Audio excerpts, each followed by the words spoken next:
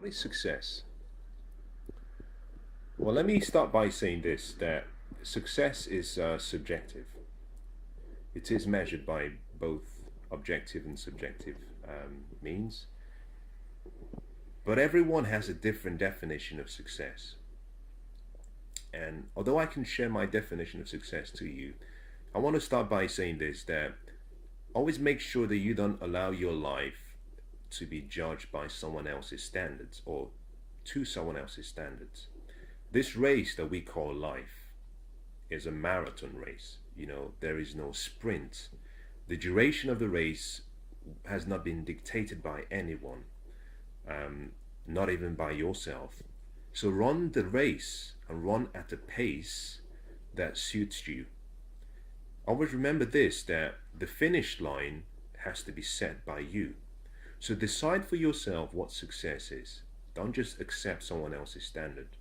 Now, I say that as a qualifying statement simply because I don't want you to simply hold on to my definition of success. I don't want you to think of it as being completely accurate or gospel, because I'm defining success based on what I believe and based on where I see myself now.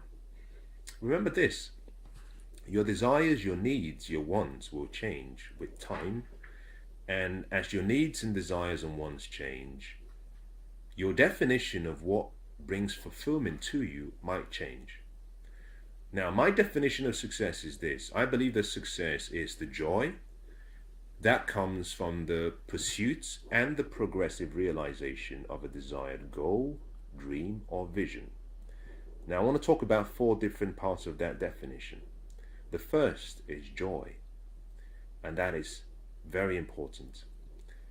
You have to have joy in your life to feel fulfilled. If there is a dream or a goal you're pursuing that has no joy, or that brings you no joy, even worse, that robs you of the joy you have, then it's your responsibility to let go of that dream, of that goal, of that vision, because you are the director of this script or this movie called your life. Without joy, you have failure. And I'll explain this later on. The second part of that definition is the progressive realization and pursuit. That suggests that success is not a destination. That success is more of a journey, is a continuous progressive process. And for it to be the pursuit, it means that you never really ever have it completely. That you gain some level of success, and that level of success then serves as a launching pad for the next target. So it's always progressive. It's also progressive because it means that you're growing, which means that one of the most important things you need to be successful or to feel successful is growth. You need growth, but also you need progress, because the definition said the progressive realization. Now, why is progress important, and how is it different from growth? Well, think about it this way. A tree starts off as a seed. A seed is put in the ground, in soil. The seed has to grow into the ground first so that the roots can be firmly fixed to draw on the best nutrients, and then from then it starts to break through the ground. If you've ever seen the Chinese bamboo tree, it's a remarkable tree, and I'll suggest if you haven't or you know nothing about it, it's worth seeing. This tree is so unique that when planted for the first 4.5 years, nothing happens. Normally between the first 4 years and then moving into the fifth year, nothing happens. You water the seed or the tree, you cater for the ground, it's in good soil, nothing happens. But it requires constant maintenance and supervision and watering and nurturing and fertilizing. But interestingly, in the fifth year, finally, it breaks through the ground. The roots break through the ground. As soon as it breaks through the ground, within a space of 5 weeks, it grows by more than 90 feet tall. Now, if you were standing by the tree, observing it, you can literally almost observe the tree growing before your eyes. So you see something, growth has to begin within before it can come without. But in some cases, growth can be you withering inside and not growing on the outside, which is the unnatural way. So progress, on the other hand, is different. We have to feel that we're progressing every day. Why is this important? Because growth in itself is automatic.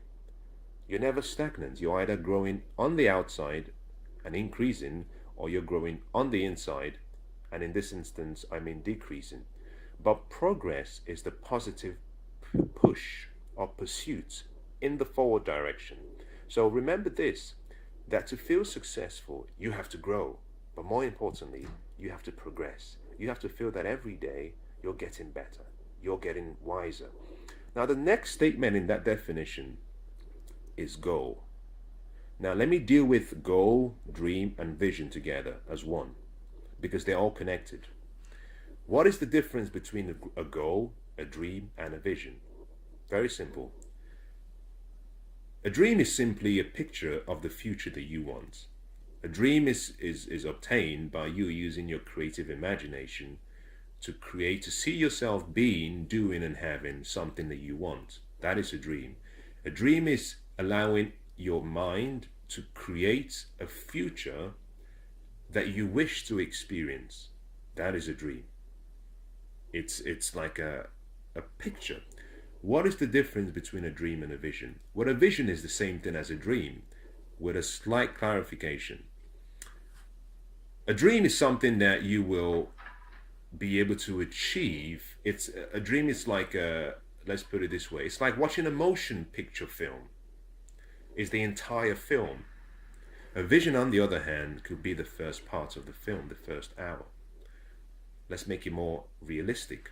Martin Luther King said, "I have a dream." His dream was shared with the world.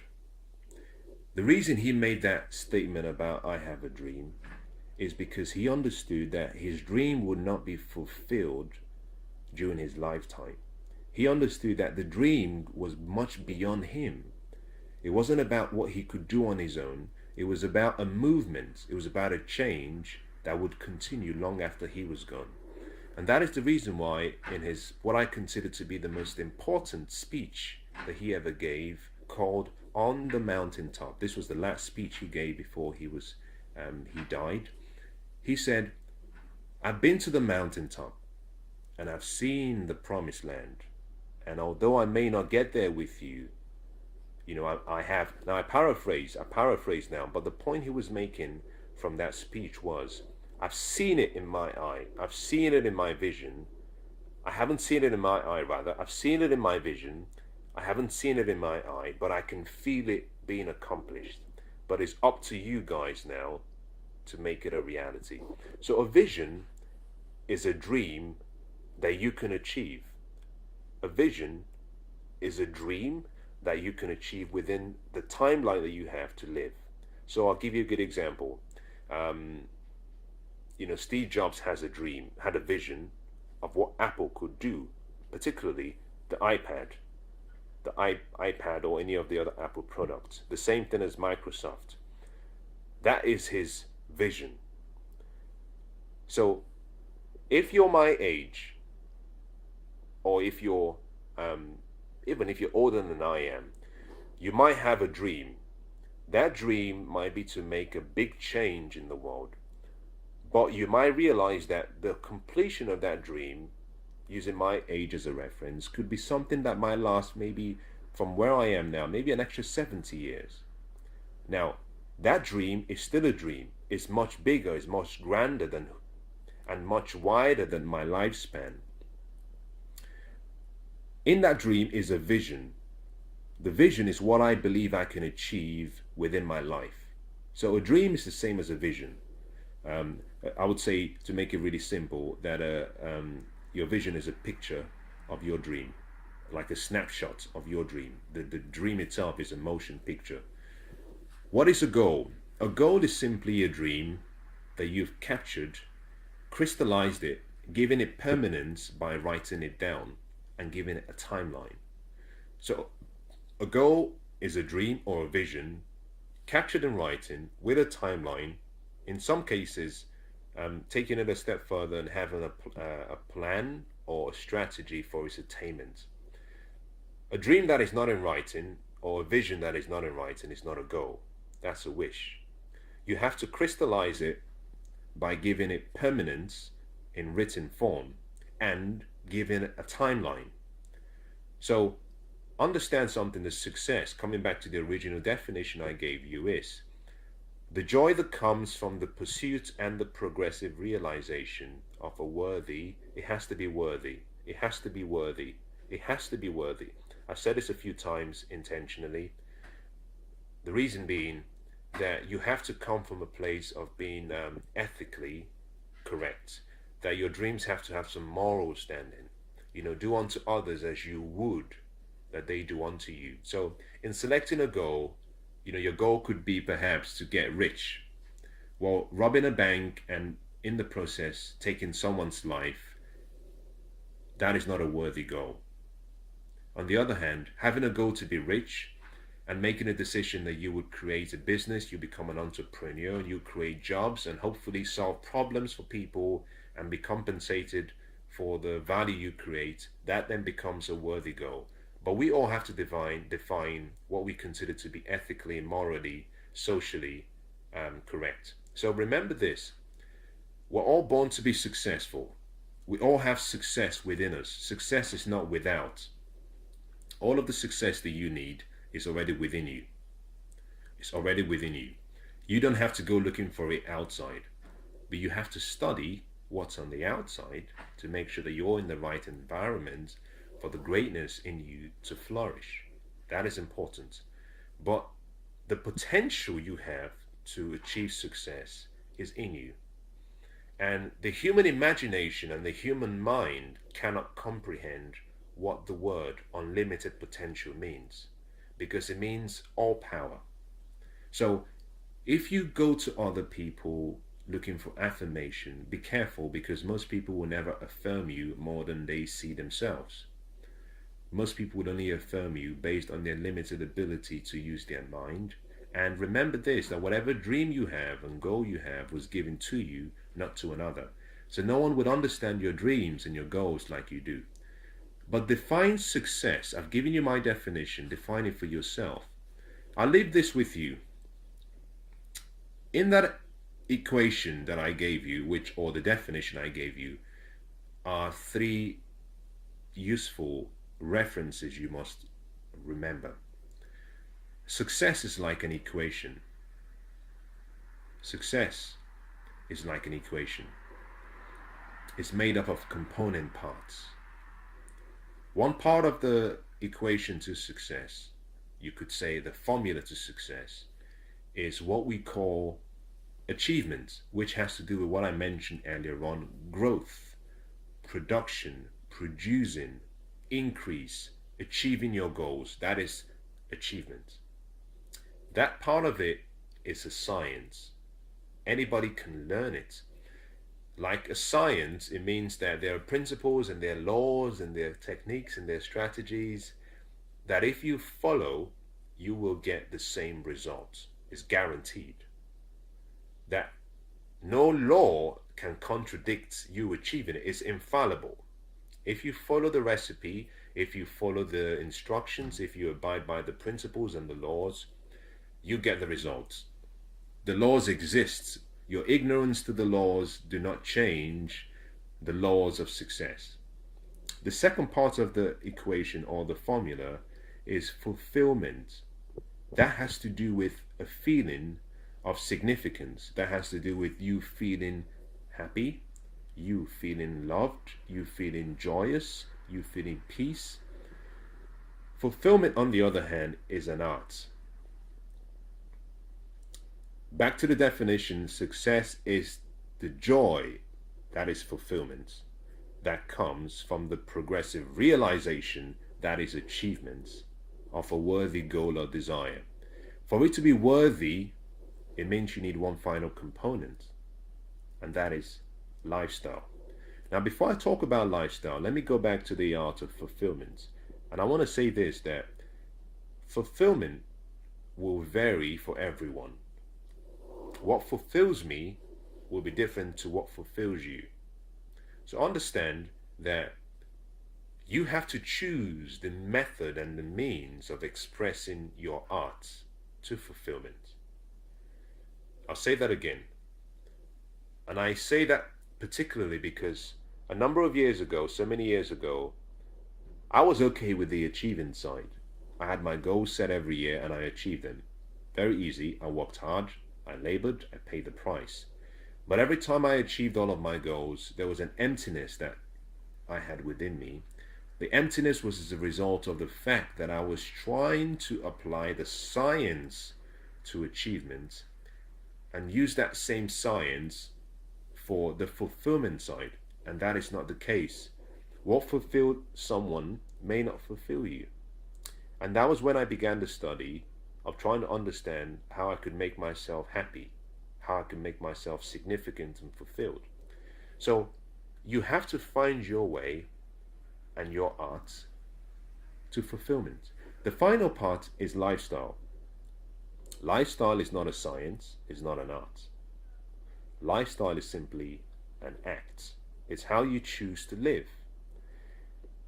How you live decides the quality of your life. Because how you live is based on the habits you formulate.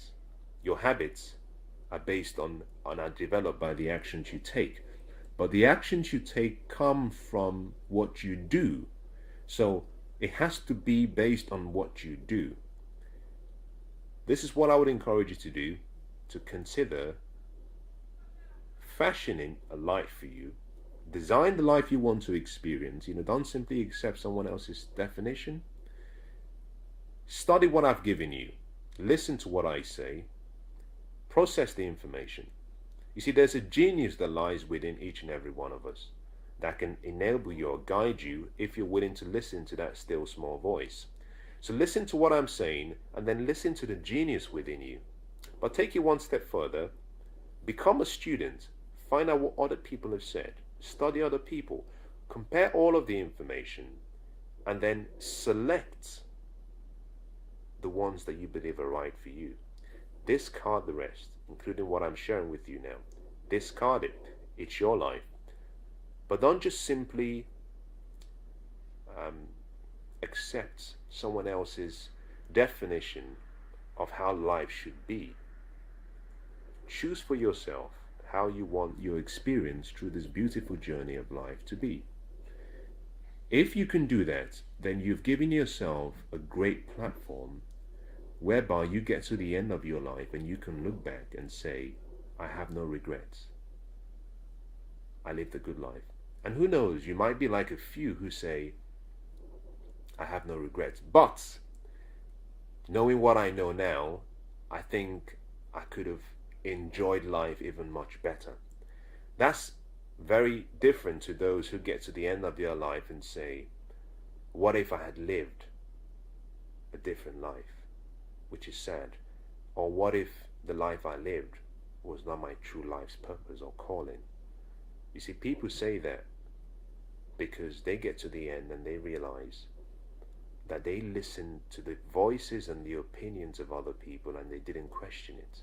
So everything you hear from me, if you're following me, everything that I teach, everything that I share, question it. Say that again. If you follow me, if you listen to what I say, if you hear me speak, everything that I say, question it. Because my wisdom and my knowledge that I share with you at any point in time is based on what I know. Is based on what I've tried in my life at that present time. And I believe that my wisdom and knowledge would increase. But it's not the be-all and end-all. You're different from myself, which means that what might work for me may not work for you. Become the master of your life. Choose what success means to you, and I hope you have an amazing life.